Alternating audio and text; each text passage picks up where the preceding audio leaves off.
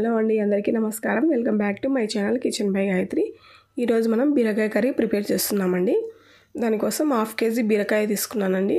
ఇలా చిన్న పీసులుగా కట్ చేసి పెట్టుకున్నాను. నెక్స్ట్ వచ్చేసి ఆనియన్ అండి, పెద్ద సైజు ఆనియన్ తీసుకొని కట్ చేసి పెట్టుకున్నాను. ఒక పెద్ద సైజు టమాటో కూడా తీసి కట్ చేసి పెట్టుకున్నాను. నెక్స్ట్ వచ్చేసి స్టవ్ పైన ఈ విధంగా ఒక బౌల్ పెట్టుకోండి.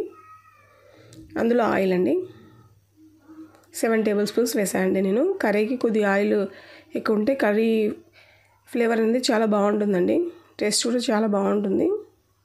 అందుకే కొద్దిగా ఎక్కువ వేసానండి. 7 tablespoons వేసింటాను నేను.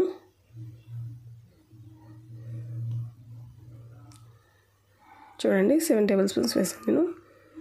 ఆయిల్ బాగా హీట్ ఎక్కనిద్దాము. ఆయిల్ హీట్ ఎక్కిన తర్వాత అందులోకి వచ్చేసి పోపు దినుసులు అవి కూడా వేగిన తర్వాత నెక్స్ట్ వచ్చేసి ఆనియన్ ముక్కలు. ఇవి కూడా ఆనియన్ ముక్కలు కూడా చిన్న దూరగా వేయించుకోవాలండి. పూర్తి ఎక్కువ రెడ్గా కానేయకుండా కొద్ది దూరగా వేయించుకోవాలి. నెక్స్ట్ ఇందులోకి వచ్చేసి మెంతమాకు. ఈ మెంతమాకు అనేది ఆయిల్లో వేయాలండి. ఎప్పుడైనా మనము కర్రీలో ఎప్పుడు వేయకూడదు. కర్రీ పైన ఆయిల్లో వేస్తే ఆ మెంతమాకు అనేది ఆయిల్లో బాగా మగ్గేసి ఫ్లేవర్ అనేది కర్రీకి బాగా పట్టుకుంటుంది, చాలా టేస్టీగా మారుతుందండి. అందుకే వచ్చేసి ఆయిల్లో వేసాను. అది కూడా బాగా వేగనివ్వాలండి. చూడండి ఇలా బాగా కలుపుతుంటే బాగా వేగిపోతుంది ఆయిల్లో. నెక్స్ట్ ఇందులోకి వచ్చేసి అల్లం వెల్లుల్లి పేస్ట్ 1 స్పూను, అది కూడా వేసిన తర్వాత మొత్తం బాగా కలిపేసి పచ్చివాసన పోయేదాకా వేయించుకోవాలండి. నెక్స్ట్ వచ్చేసి ఇందులోకి టమాటాలు, కట్ చేసుకున్న టమాటాలు వేసేసి మొత్తం కలిపేసేద్దాము. టమాటాలు కూడా బాగా మగ్గాలండి, అప్పుడే కర్రీ బాగుంటుంది. మొత్తం కలిపేసిన తర్వాత మూత ఉంచేసి కాసేపు మగ్గించుకుందామండి. ఒక 2 minutes మగ్గితే సరిపోతుంది. 2 minutes తర్వాత చూద్దాము. చూడండి టమాటాలు మొత్తం మగ్గేసాయి.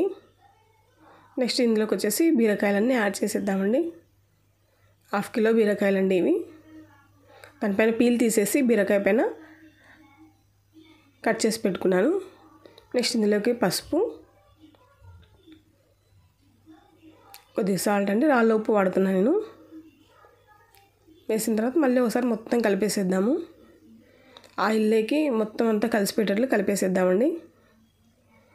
ఇప్పుడే వాటర్ ఏమి యాడ్ చేయొద్దండి బీరకాయకి. ఆయిల్లో మగ్గితేనే బీరకాయ కర్రీ అనేది బాగుంటుంది. ఏ కర్రీ అయినా కూడా ఫస్ట్ వెంటనే వాటర్ వేయొద్దండి. ఇలా ఆయిల్లో బాగా కలిపిన తర్వాత మగ్గించుకున్న తర్వాత కాసేపు తర్వాత వాటర్ యాడ్ చేసుకోవాలి. సో ఇలా మొత్తం కలిపేసిన తర్వాత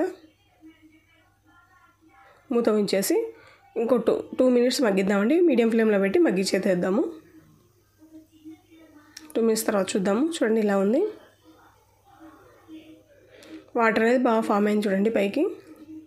బీరకాయకి అనేది వాటర్ ఎక్కువ పట్టదండి, తక్కువే పడుతుంది కాబట్టి వాటర్ ఏమి యాడ్ చేయలేదు నేను. మనకు అవసరం అంటే బీరకాయ ఉడికిన తర్వాత కొద్దిగా వాటర్ యాడ్ చేసుకోవచ్చు. చూడండి ఇప్పుడు కొద్దిగా వాటర్ యాడ్ చేస్తున్నాను. బీరకాయ ఉడకడానికి టైం ఎక్కువ పట్టదండి, కర్రీ తొందరగా అయిపోతుంది ఇది. మూత ఉంచేసి ఇంకో 2 minutes మగ్గిద్దామండి మీడియం ఫ్లేమ్లో. చూడండి బీరకాయ అయితే ఉడికిపోయింది మొత్తము. మనకు 70% వరకు ఉడికితే నెక్స్ట్ వచ్చేసి ఇందులో కారం యాడ్ చేసుకోవచ్చు మనం. చూడండి అలా ప్రెస్ చేసేసి ఉడికిపోయింది. 70% వరకు ఉడికిందండి మన కర్రీ. నెక్స్ట్ ఇందులోకి 1 స్పూన్ కారము, 1 స్పూన్ ధనియాల పొడి వేసిన తర్వాత మళ్ళీ ఒకసారి కలిపేసేద్దాము. మీకు ఏమైనా ఇంకొంచెం వాటర్ కావాలంటే యాడ్ చేసుకోవచ్చండి మీరు. 70% ఉడికిన తర్వాత కారము ధనియాల పొడి వేసిన తర్వాత వేయాలండి, ముందే వేయకూడదు. చూడండి ఇప్పుడు ఇంకొంచెం వాటర్ యాడ్ చేస్తున్నాను నేను. వేసిన తర్వాత మళ్ళీ ఒకసారి మొత్తం కలిపేసేద్దాము. మూత ఉంచేసి ఇంకో 2 minutes అలాగే మగ్గనిద్దాము. 2 minutes తర్వాత అండి కొద్ది కొబ్బరి పొడి వేసిన తర్వాత మళ్ళీ ఒకసారి మొత్తం కలిపేసేద్దాము. మొత్తం బీరకాయ అయితే మొత్తం ఉడికిపోయిందండి. నెక్స్ట్ ఇందులోకి పాలండి, పచ్చివి కాదు ఇవి, కాగబెట్టిన పాలే, కాచి చల్లార్చిన పాలండి వేసి మొత్తం కలిపేసేద్దాము ఒకసారి.